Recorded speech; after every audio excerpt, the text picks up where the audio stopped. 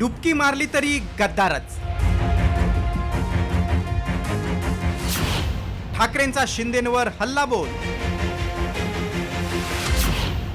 महाकुंभात शिंदेनी कुणाचं पाप धुतलं? इकडे घ्यायचं, इकडे गद्दारी करायची, महाराष्ट्राची गद्दारी करायची, 50 खोके घ्यायचे आणि इकडे जाऊन डुबकी मारून आला म्हणजे कोणाचं पाप नाही धुतलं जात. गद्दारीचा शिक्का तसाच राहणार आहे, किती डुबक्या मारा. ऐकलं? उद्धव ठाकरेंनी एकनाथ शिंदेना महाकुंभातील डुबकीवरून डिवचलंय.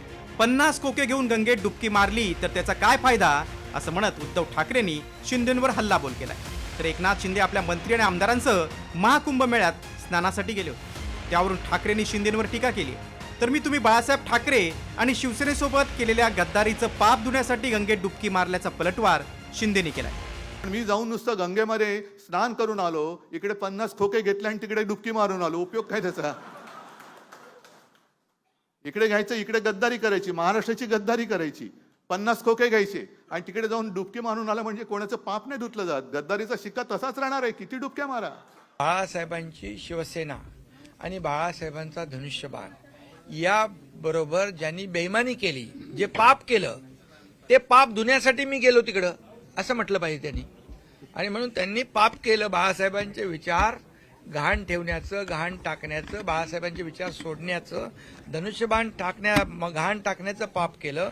शिवसैनिकांचं खच्चीकरण करण्याचं पाप केलं. ते पाप धुवायला मी तिथे गेलो. उद्धव ठाकरेंच्या टीकेनंतर खुद्द मुख्यमंत्री देवेंद्र फडणवीस हे एकनाथ शिंदेंच्या मदतीला धावून आले.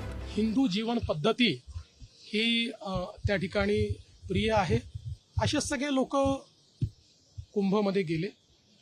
काही लोक नाही गेले, त्याची वेगळी कारणं असू शकतात. मी काही कोणी गेलं नाही म्हणून त्यांचं सनातनवर प्रेम नाही असं म्हणणार नाही. त्यांची आपली कारणं असतील. जे गेले त्यांचं प्रेम आहे असं आपण समजूया. केवळ दाखवण्याकरता गेले नाहीत असे आपण समजू. लोकसभा आणि विधानसभा निवडणुकीनंतर आगामी महापालिका निवडणुकीच्या पार्श्वभूमीवर ठाकरेंनी पुन्हा शिंदेंच्या गद्दारीचा मुद्दा उपस्थित केलाय. त्यामुळे विधानसभा निवडणुकीत फेल ठरलेला गद्दारीचा मुद्दा मुंबई महापालिका निवडणुकीत तरी ठाकरेंना तारणार का, याकडे लक्ष लागलंय. ब्युरो रिपोर्ट, साम टीव्ही न्यूज.